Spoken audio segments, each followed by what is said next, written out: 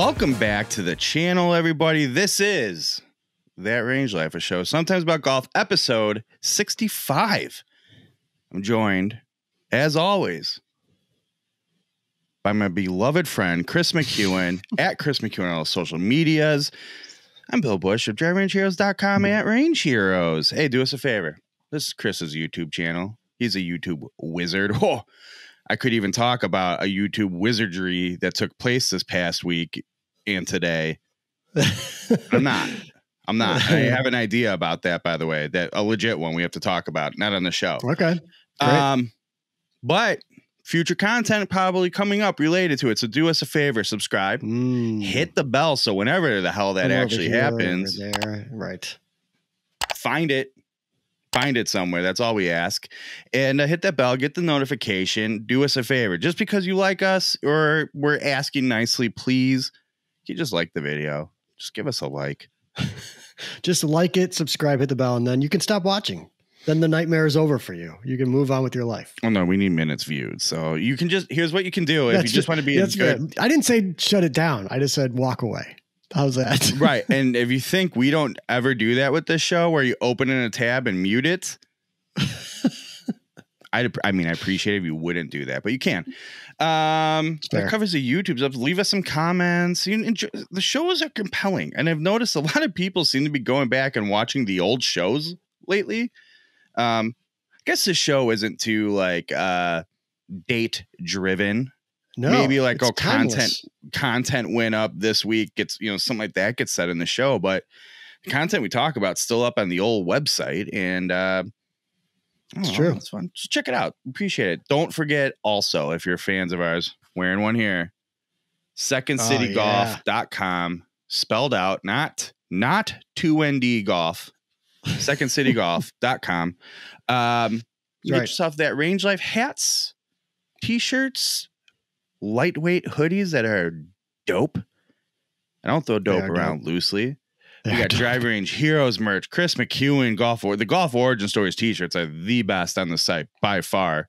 And you got some Golf Unfiltered merch from our good friend Adam Unfiltered. Oh, real quick. Adam Unfiltered on Travis Fulton's show today. So if anyone wants to go back and listen to today as we're recording. Right. On Monday. Right. Yep. So go back and you can listen to that episode. I believe tying it all back around to secondcitygolf.com. I believe his connection there was Samantha Marks. I would like to remind everybody, Samantha Marks has a Drive Range Heroes t-shirt. And I said she made a comment the other day that they were wearing her, and is it her boyfriend? How's that? I don't know. Boyfriend or husband? Boyfriend. All right. They went to a driving range and workout attire, not inappropriate workout attire, like just normal. Oh, and we're asked to leave. And I was like, listen, I know for a fact you own the perfect driving range t-shirt. In fact, you could tell everybody you are a driving range hero with your Drive Range Heroes t-shirt that you have, Samantha Marks. So shout out Samantha Marks for all the support. It's true. All right, what do we have to talk about today? We have some Tour Edge talk. We'll also talk about us golfing this past weekend, which is where a lot of we have a lot of Tour Edge topics. But more importantly, I've been asking for quite a bit now. Have you hit the Tour Edge gear? I wanted to know your opinion. So you have, and I've also seen you hit it. So we're going to talk about our Tour Edge C721 experiences, specifically probably spending some time on the hybrid. One, because we haven't on the show yet. Two, you love it. I love it. We all love it. Speaking of Tour Edge, have we resolved or gotten to the bottom of our Tour Edge lady that commented on our show? I haven't heard from her. Still waiting. All right. Hoping that she's out there somewhere.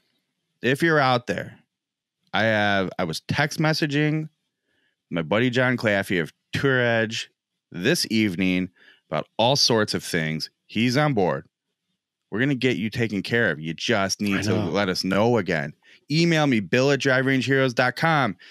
Chris, just comment here again. And I I put a setting in on the YouTube channel that he can't remove a comment without texting me first.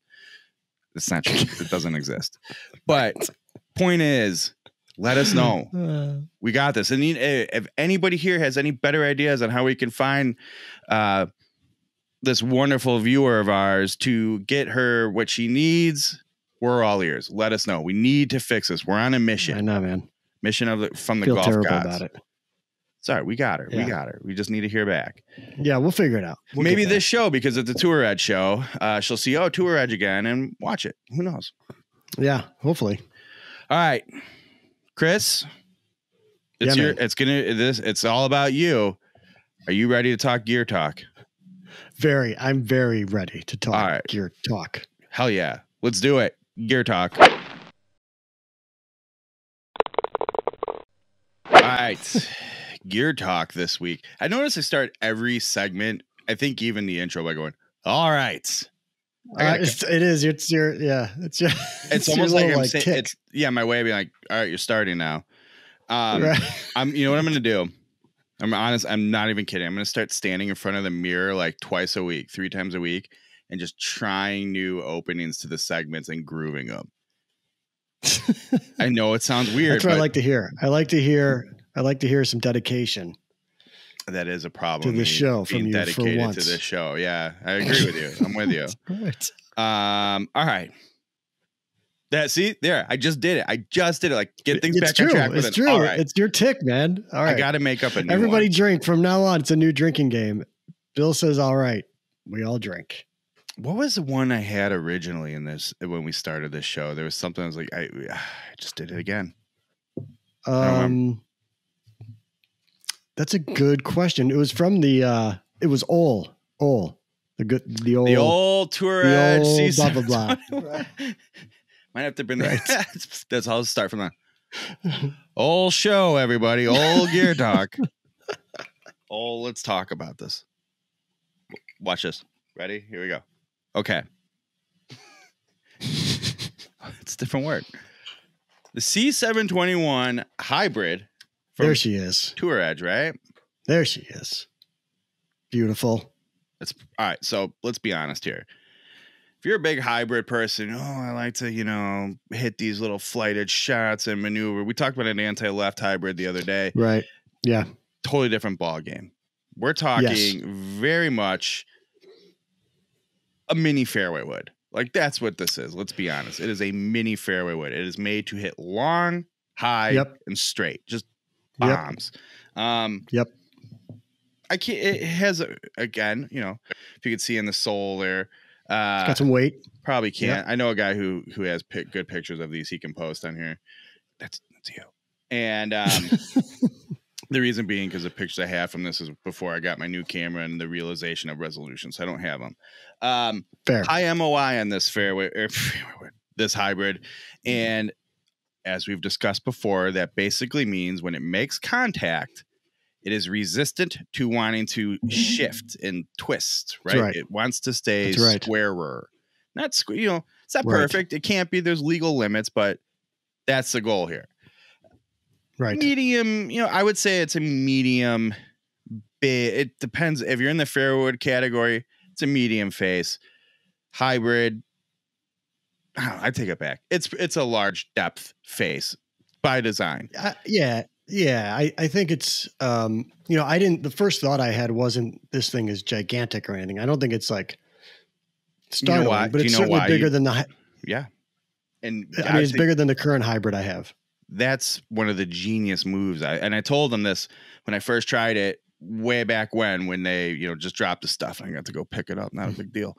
And, I think they did such a good job because I did not care. And I'll tell you straight up, it was a great club, but I did not care for the EXS 220 hybrid. And because it was so big and they're not that dissimilar in size. I'm looking at it. You can't see it, but looking at it from a dress now. It has that carbon fiber crown and a black, like a glossy black top line, and then a black face. And I don't know what's any different because it was black on black with the 220 as well, but there's something about the lines and shape, the bulge and roll, if you will, and flow of this thing that's a lot smoother and cleaner. And I feel like when you look at it, I mean, if you really stare at it, yeah, it's big, but it doesn't jump out at you. It has just a nice flowing, smooth look to it. Yeah. That sort of masks that. And black slimming, it's not a joke. It's true. There's a reason a lot of it is true. It slims up the golf club a little bit. But I think, it doesn't look. You don't think you have like a classic 445cc deep face driver here, But if you like to play, if you like the Tour Edge EXS Pro hybrid, it's a different conversation. It's just a different club, and that's fine. Sure, of course, that's the point, right? Right. I mean, I feel like the 220 Pro was, that's not a club I would play necessarily anyways. So makes sense that I would enjoy this one. Well, it's a different application. Right. Right. And I think, we saw it firsthand, and I don't really have there's not really a ton to say. It's forgiving. It's long, gets the ball in the air easy, and it carries. You don't have to be perfect with it. It has the removable weight in the back of the sole. Again, that's your low and back CG for easy launch, theoretically a little more spin, which is going to help keep the ball in the air. And your hybrids, maybe you're hitting into that like 225 yard or 200 yard par 3, and you need a little soft landing into the green. That's what that center of gravity placement will do for you. That said, it's not going to spin so much you can't control it, especially when you have this monster, the hazardous smoke black RDX. Like, geez. Yeah. But that's really all I have to say about it, because I don't want to get in. I'm not the one to hear from about this. The guy to talk about this is Chris McEwen of That Range Life Productions. Holy crap, man. I thought this one other time this year. What? I went and hit golf clubs around the new year with Adam Unfiltered, and just something about how he hit his Strixon hybrid. I'm like, God, just so silky. Like you two were meant for each other. Watching you hit this hybrid, playing golf with you this weekend, I'm like, I've been playing golf with you quite a bit for the last year and a half. I don't know if I've seen you hit any of your golf clubs you've had better than this golf club. No, I don't think I have. I think the best thing, here's what I like about my new setup. William, watch this. I can go like this. Folks, let me tell you about this. I loved it. I loved what you did. It's great, right? There. It's great. But all right. So seriously, I think the biggest compliment you can give the way that I hit this hybrid is, so we played a pretty targety golf course on Sunday together, which we'll talk about. But it's kind of target. We're going to talk about it. We'll talk about it. But it's a bit of target golf. I mean, yes, there are some holes where you can kind of spray it. But it is, if you want to hit your fairways, you're going to hit between two bunkers out there, 230 out or whatever it is. That's where your landing zone is. And so I was teeing off with the hybrid quite a bit because it's so forgiving. And I think one of the comments you made is you don't even need a fairway wood with the way you hit that hybrid because it just goes forever. I think I asked you a good handful of times, like, oh, is that because you've had lately all 3 721 metal woods in your bag. So, and you have spoken highly of the fairway wood. So I expected you at times where that seemed to be the club to use in that scenario. I expected that's what you pulled. And I'm like, wow, you hit the living daylights out of that thing, like long. And I'm like, and you look like it's a larger profile, like I said, and you go, oh, did you just hit the 3-wood? Because I was ready to have a conversation with you about the 3-wood and the 223 wood. And you're like, no, that's a hybrid. I was like, oh my God. I know, man. It's like, I think I commented too on your Instagram post, because a review dropped today on Monday. And it's clubhouse leader for club of the year in the bag. I mean, it's my, by far already. I've played with it 3 times, I think 3 rounds with it. Yeah, 3 rounds with it, and it's starting to become that little security blanket. If I'm spraying off the tee, if I'm, even with on 18 today or 18 on yesterday, I just demolished the golf ball from the fairway with that hybrid. So God, that was yesterday. It feels like 3 days ago. It felt like forever ago. I know, but yeah, it may be kind of. I was talking to someone else too today who commented on my post about your post. Some real Inception stuff going on, and he agreed with my kind of like, if you just want to hit the ball long and straight, yep, you probably will want this club. And high. I want to stress that, like, not balloon high, no, but I'm thinking like one thing I want to be clear to people about is a lot of hot shot golfers like to hit their hybrids, like kind of be able to hit them high, but hit the low piercing bullet under a tree or, under wind, as they are often called, a utility club, right? I'm not saying you can't do it, but like that's not what's built into this. That's not how that right. That is not. You're gonna fail more. I feel anyways. If that's the shot kind of shaping or flighting you want to do with that club, then probably yeah. Do you ever hear about how guitar players say like, I bought this new guitar and this song was just in it, like that riff was just in it. So it's not like they can't play it on something else. They can, right? But they're like, it's just it. That's just what's in this guitar, in the spirit of the wood. I felt like that's what this club is like, hitting long, high missiles, mini fairway woods, mini drivers off the tee. That's that's this club. And I said it in my review. I do think out of the 3, and I don't want to go too deep in it. Maybe we'll talk drivers in a little bit, but this hybrid, and I said this again when I just initially tried them at Tour Edge, by far the star of the C721 lineup, and that's not disparaging to the other clubs. It's so good.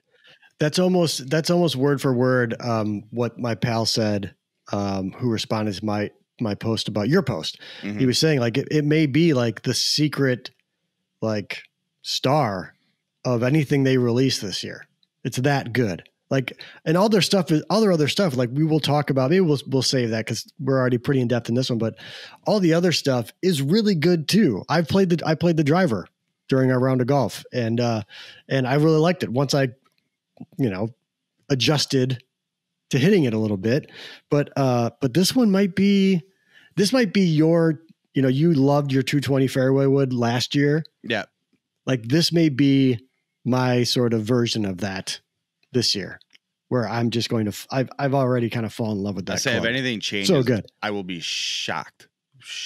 Like I would have the conversation with you. Like last year, I said, if you don't try the 220 fairway wood, you're an idiot.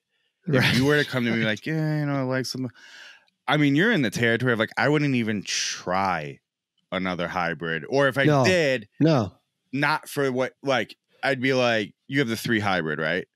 Yeah. I might say like, let me try your 4 or 5 hybrid. I'm not going anywhere near the 3 slots taken. Sorry. Yeah, no, what it would become is like this hybrid that's going to be in my bag now for the rest of the year, the 721, will be the baseline of all other comparisons. If I hit any other similar hybrids, like that's okay. Can you do what this one does? Period. Yes or no? Do you know what problem? That'll be like the baseline of it. Do you know what problem Tour Edge has? The last few years, I mean, they've always made really good fairway woods. It's been a thing. They've made really good hybrids for a while.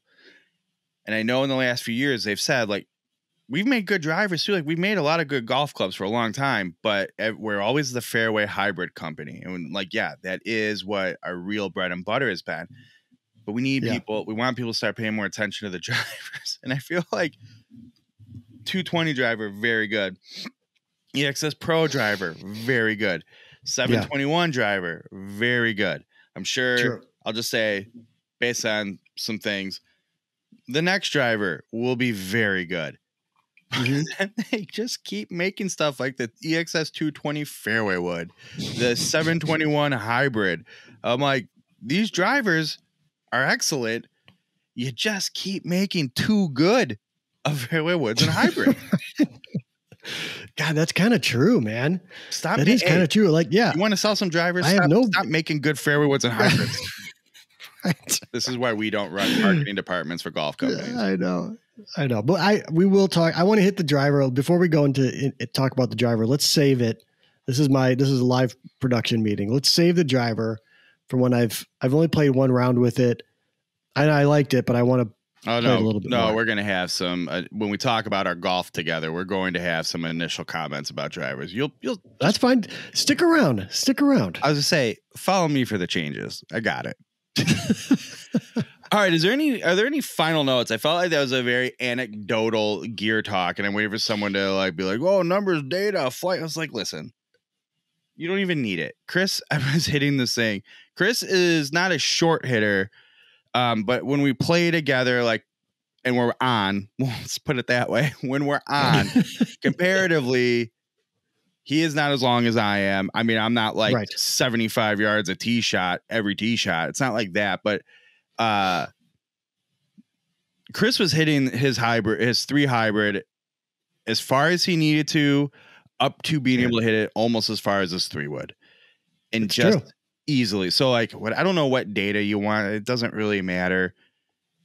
That's just the experience he had with the club, and it's so good. And even if I gave you data, it would still be my data. It wouldn't be yours. I mean, I can tell you, I probably swing a club 100 miles an hour. I probably swing that club 100 miles an hour, and it goes far and straight. The relatable context to take out of it is, it was easy, and you could tell just from watching him, it was easy to hit. Yeah, and there was just that natural chemistry where the two of them just clicked. It's true. Like, that's, to me, what should catch your attention and you should take out of this conversation. Agreed. Read more at drivingrangeheroes.com. Mm-hmm. And there's also, I did an unboxing of it where I talk about all the technology that's in there. So I know we didn't talk about the technology. It's in the other video. There you go, in the card there. And then you can get some more information on drivingrangeheroes.com. That's Gear Talk. Chris, I don't know if we've mentioned yet this show. We golfed together this weekend. It's true. And we played.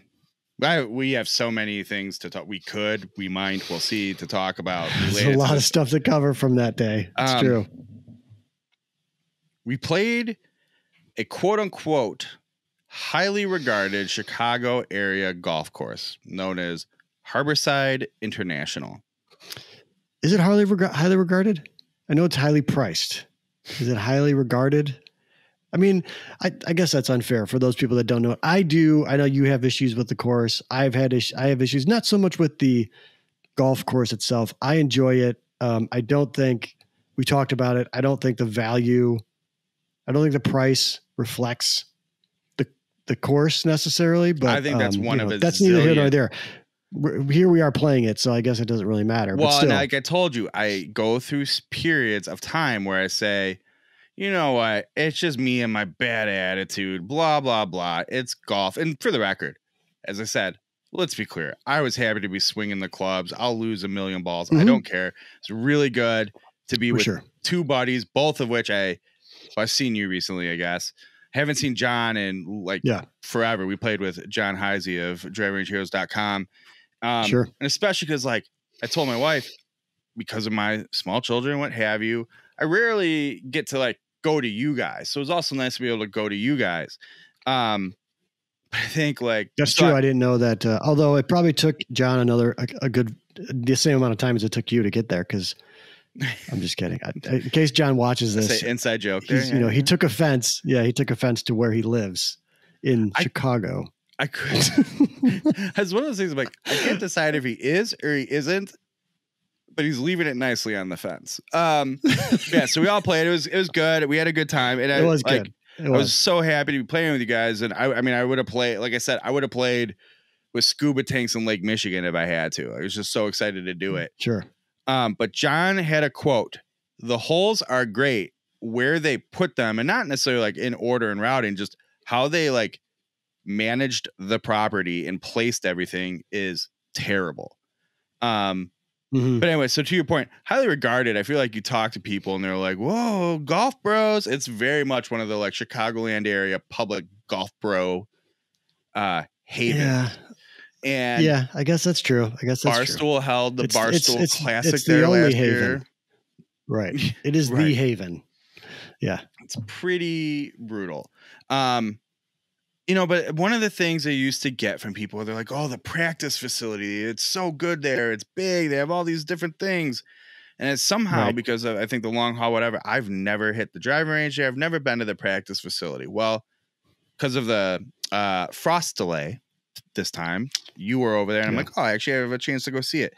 It was so dilapidated and in horrible shape. And before everyone's like, it's early in the golf season. The weather's been iffy. Like, yeah, I've been to other grass driving ranges, and one of them being, and then a mat driving range, which has been a shithole forever, that are all in better shape than this place. So, like, I'm not willing to really accept that. And then I think, well, golf's expensive. Like, that place, even before the boom, tee sheet, always full.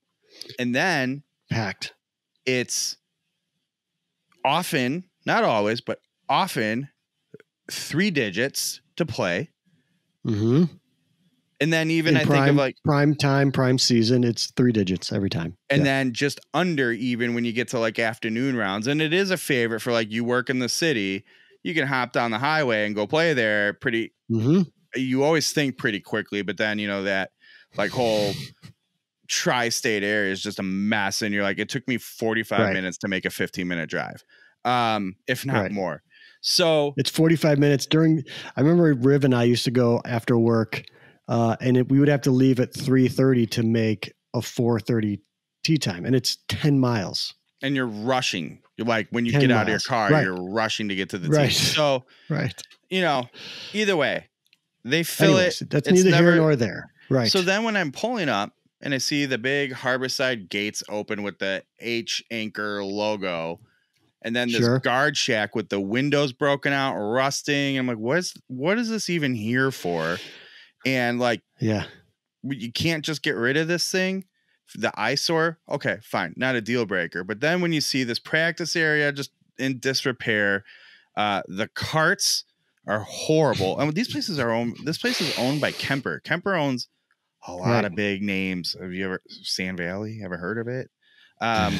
Or manages, whatever. Like, they manage it, right? They can do stuff. And you get out there, the cart paths are like, I mean, straight out of like old streets in Chernobyl, that's like a kidney check, man. Those are rough. And in a lot of cases, you have nowhere else to go. You have to take the cart path. They're very, in some cases you can't avoid them, and you just take a beating. You just take an absolute beating getting from green to tee. So for a place that thrives on city traffic with golf booming, triple digit tee times, fully booked, I don't understand. Yeah, there's really no excuse for that. The amount of, and never mind just the car pass, like the bunkers, I will tell you from the last time I were there, were way better in terms of sand, but like all the edging on them still bad and sloppy. And so I'm gonna give the edging to the early season. We kind of talked about that. I'm gonna give the tee boxes a break because some of the tee boxes were just horrific as well. Right. But that's when you get back to, well, then don't charge me $100. Okay.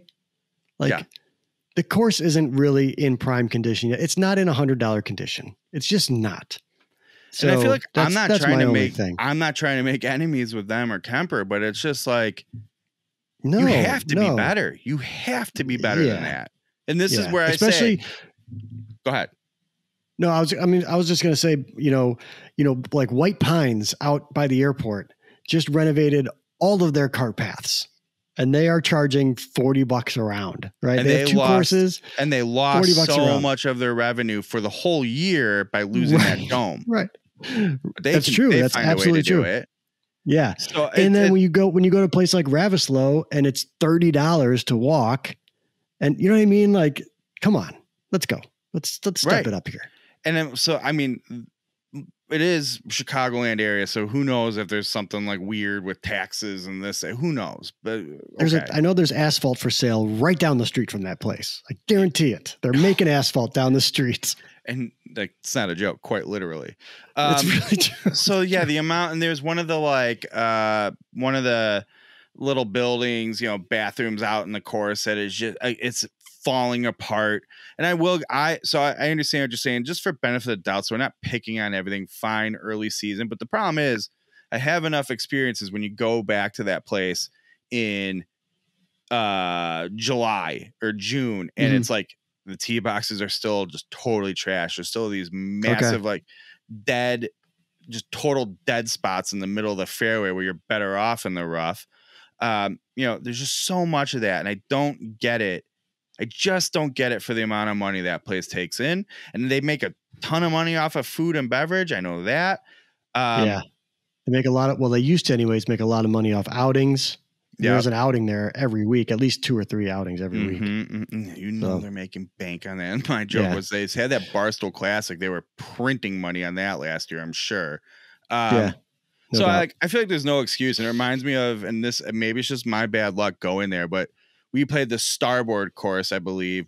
The Port course has a signature anchor hole where they have a green, kind of a goofy green, but it's fun. And, a bunker that's shaped like an anchor. It's really, it's neat. I'll never forget. It is cool going there when everyone's like, and they hosted a long time ago, but a U.S. Senior Open, I believe. Yep. And I'm looking at this thing, and same thing, paying like, I mean, this is like 10 years ago plus, but I'm paying like $100 to play golf at this place on their signature course, on their signature hole, and that in the middle of the season. It wasn't like early season, end of season. And the anchor bunker, there's no sand in it. It's just like black tarp everywhere with like wisps of sand. I'm like, you got to be kidding me. They did do a bunker like renovation project a few years ago. I do remember that. To fix that kind of stuff. Yeah, so they have addressed that piece of it, at least. I will tell you, the sand you play out of, in terms of like actually playing shots out of sand, the bunkers were good. A little sloppily cut in places, which I will go with you and agree to that time of year. I'll give them the benefit of the doubt. I don't know whether that's a normal thing. The problem I'm sure I'll play a twilight round there at some point later in the summer. You can do it. I'll report back. The problem is it was such a negative experience to value ratio. I'm just not dying to come back. I told you, like, I'd rather go play next time. If I'm going to come to you, let's go play Indian Boundary. It's at least a good time. I'm not telling you it's fancy, but like $35. It is what it is, though. Right. It knows what it is. It's not a bad course. It's not like White Pines. We can go play White Pines. White Pines West is a perfectly fine golf course. Yeah. Yeah. So I like that course. Yeah. That was my thing there. That said, it was so good to be back with buddies, having sort of a normal life experience. I really enjoyed it. Hey, by the way, do you want to talk about was it your first shot with the new Adele wedges? I wasn't sure, but yeah, I'll bring that up. So I've been taking the new Adele SMS wedges. Think of this as like Adele 2.0. It's sort of a total new direction for the company. Right. Very premium wedges, like starting at $200 a pop. I've been very impressed with them in the driving range, whatever. Like, it's a driving range, and everyone here knows I'm not a wedge hero. Third hole, I think it was. I'm just short right of the green, but pins in the back left corner, so I have some space to go. And this place typically has super fast greens, so that's what I'm expecting. Sneak peek, they weren't super fast greens when we played. No. And like, I have to get this thing out of like gross, sloppy rough and not have it roll like crazy. And just took this new 60-degree wedge. First time hitting either Adele wedge on a golf course. It's nice little pop up, rolls out, jar it for nice birdie. And at that point, I had like it might have been second hole, because I had they're my first 2 like real golf holes of the year, and I bogeyed and it was fine. And then I do that, and I'm like, I mean, I need to get warmed up. I might do okay today. And then the wheels came off. But I had a typical what you'd expect for the first round. For most of the round, and I said to you at one point, I go, I'm not playing good by any means, but I'm having the most boring, generic round of bogey golf you've ever seen. And so I was going to say, because you were playing bogey golf, but it was like Justin Rose level scrambling at the Masters.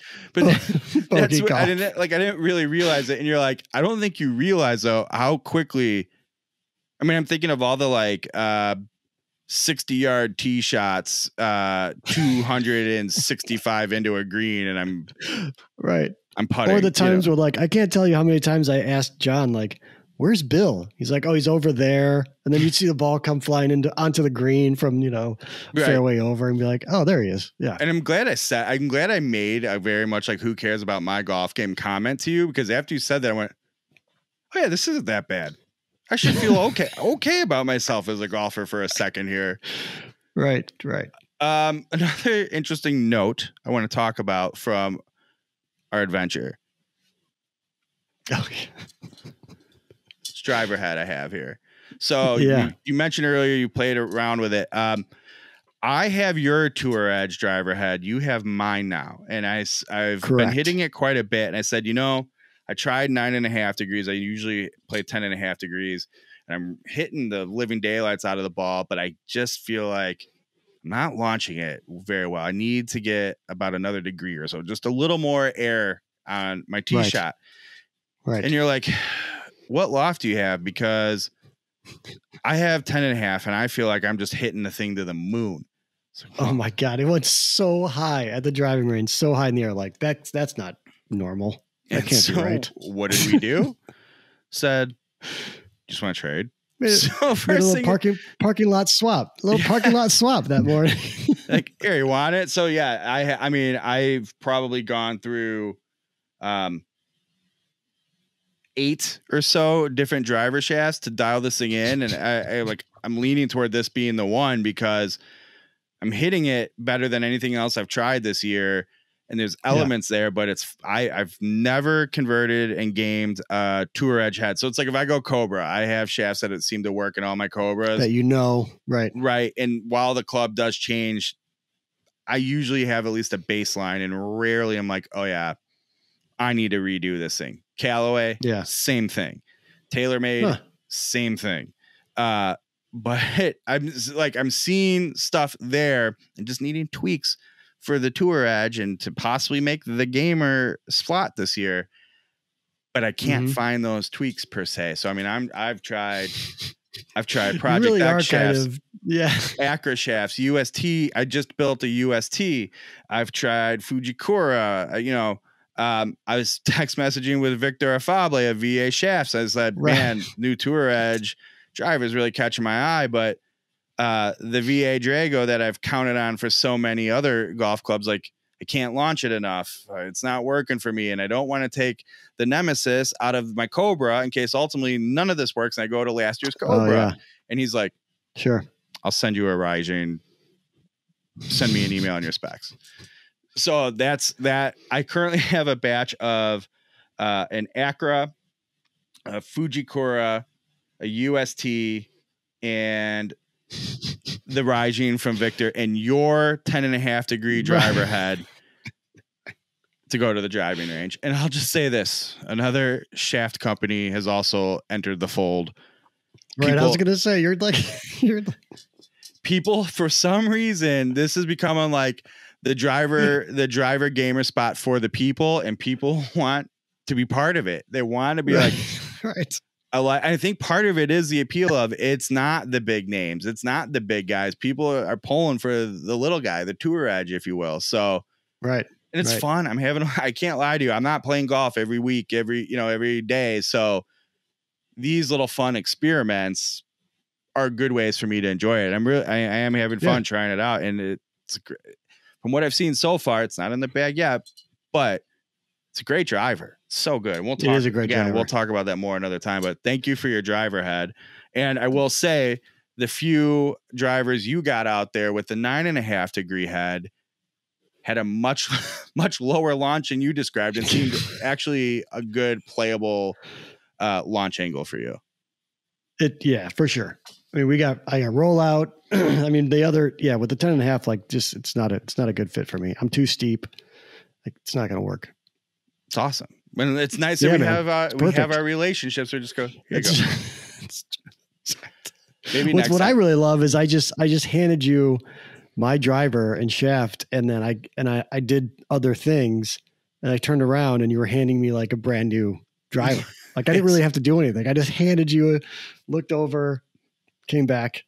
Well, everything was better. How different you are than like John and me, because John is a worse gear tinkerer than I am. And I'm like, hey, if you want to try any of these setups, like with your head or whatever, and you're like, no, no, thanks, I'm good. No, I think even I don't feel like the golf course is the place to do that. I know you like, but you also know the shafts and all that kind of stuff. Like I would just be blind. Totally different perspective than you realize. I know I'm not breaking any course records or anything. And at this point, it's like, what else do I have to lose? God knows when I'll be able to really work on this again. I'll just see what happens out here. That's fair. I wish I could claim better though. That. Well, neither, as you saw, neither could I. So, right. All right. Last point. We saw, I'll let you decide what kind of detail you want to go into, but as we were standing in the parking lot saying our goodbyes, we saw we'll call him peer in the biz, sort of. I come guess. walk it up, and you're like, "Yo, that's so and so." And yeah, the look of like, I don't even know what the looks we had on our face. We're not confusion. I think it was more like if you told me this is who we'd see walking through the parking lot today, would have said no way. So that was fun. Like, although it's kind of this person. I mean, this person lives not far from me. I believe this person is right down there. There's so many golf courses you could be at in the Chicagoland area, and to have but you would at least if you had to pick internet which golf one, nerds on one day. But if you had to pick one that this person would be on, Harborside would have to be your number one draft pick. It would be Harborside or Cog Hill, or what's the one in Naperville? Not Naperville. Kentigny. Wheaton, those are your three. Right next door. Yeah. Yeah. Those are your three that you would expect this person to be at. So I guess I wasn't super surprised, but it was still like and I saw the person it had to been 50 yards away. I'm like, hey, check it. Just nailed it. And then like, sure. The best was like following super up on random. social media later. Be like, yep, it's exactly what happened.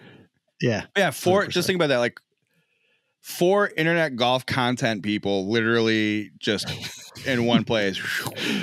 Unplanned. I should say unplanned. Adam Unfiltered. And then it could have been a party. Yeah, Adam Unfiltered, be like, hey, or be like, would you stop it? Right, of course. Chris and I are not good socializers. Like, I don't want to do that, man. You know that. I don't know. Yeah. Oh, Adam would have been our worst nightmare. Like, oh, hey, come over here. Let me introduce you to these guys and this guy and this, and we should do this together and blah, blah. And you and I would be like, have you heard of secondcitygolf.com? I don't. All right. And really what we're saying is Adam's a better person than we are. He's 100%. 100%. I love when we just admit we're the worst. All right. What do we have? What do we have going on at Golf Origin Stories HQ, the home of Golf Origin Stories, I should say. Chris McEwen HQ. We have as this show drops, we have Pete Popovich. He has his own golf podcast. It's called Golf 360. Mm-hmm. He has a website called thegolfparadigm.com. He has seen some stuff. He's tried to go pro. He's taught. He's traveled the country. He's got some great perspective on the game. He also he's a little different around, the golf paradigm is like getting fit for equipment is part A, but then you also have to understand your own body mechanics and how those two interact. And instead of some coaches will teach you a swing, his theory is, you can only do so much as a human with your own body. So trying to teach you a specific swing is going to be counterintuitive to you. It's not going to work. So we talk a lot about that. He tells a great story about, I think this has happened to us before, maybe. Thankfully not with a guest, but his very first interview of his very first episode of his podcast. He and the guest, I can't remember the name. The name is escaping me, but he and his guest sit down, and the guest is like, if we're going to sit here for like an hour or something, like I want to get a glass of wine, I want to get a drink. They go to the bar, they get a drink, they come back. He forgets to press record. Yep. And an hour and a half later, like it was actually the guest who saw his face like just go pale, right? And but thankfully the guy was super cool and they redid it later. But it's just one of those nightmare horror stories about running a podcast. Yeah. Like how many times have we lost shows? Like even if you did hit record, you still can lose them. Yeah, right. Right. When you have in the middle of a pandemic where you're not supposed to socialize, where you have somebody from an OEM out to your house to record something, and then your computer just gives out for whatever reason in the middle of it. It's great. Oh, that's the best. So yeah, that's what's going on Golf Origin Stories. And then we have a very fun May coming up. I won't spoil it, but we have a lot of fun coming up in May. Nice. Well, yeah. Great. I want to apologize for sort of just out of nowhere laughing in the middle of you talking about that, but I can't get the vision of Adam Unfiltered being everybody's best friend in the parking lot and you and me giving him this look like, would you stop it? Right. Really, for what? Like, oh, it's too hard for you boys to say hello and be friendly. Be like, yes, it's exactly right. Right. We would be like, I don't know what to do with my hands. Yeah, right. Just and I'd get be like super weird and awkward. Do you want one of our stickers? Oh, we don't have any. Chris, I just gave you some. And you're like, would you shut up? I need those. I've got some pins. You want a pin for your Jones backpack? Yeah. Oh shit, I left those at home too. You know what I mean?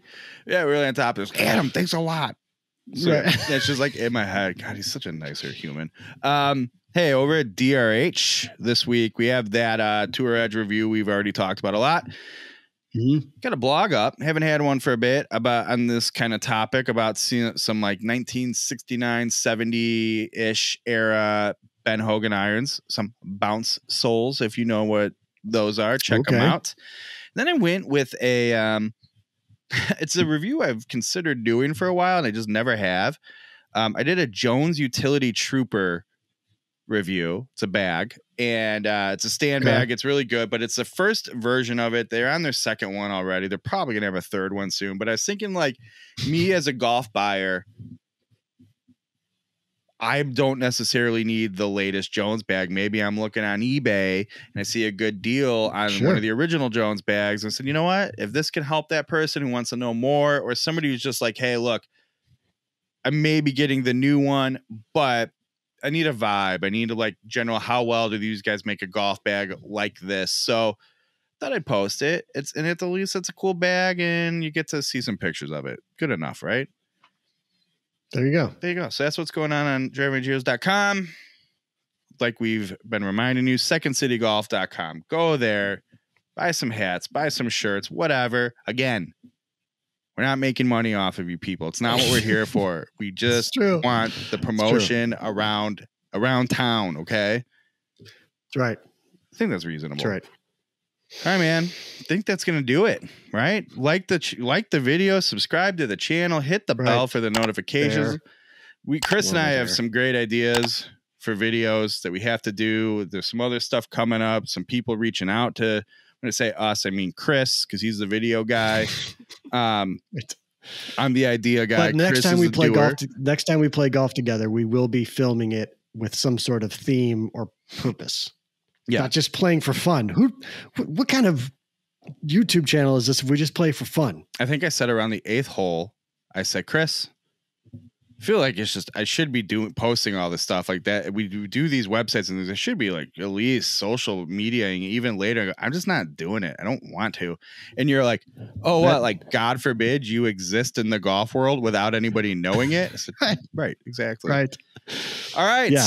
But that's over now. From now on, we're going to tell everyone everything about us even thinking about playing golf. And do a lot of follow us on Instagram. Oh my God. Right. Right. I totally just like yugged 7 beers. All right. With that. Right. But it'll be us. So it'll be funny. With us, it'll be like, I hope that person in the parking lot doesn't make eye contact with me. Right. Oh my God, the cart girl's coming. Don't let her see us. Why'd you drive by us? I wanted to buy a drink. All right. I'm Bill Bush, DriveRageHeroes.com. He's Chris McEwen at Chris McEwen on all the social medias. This is his YouTube channel. Everybody, thanks for watching. We'll see you next week.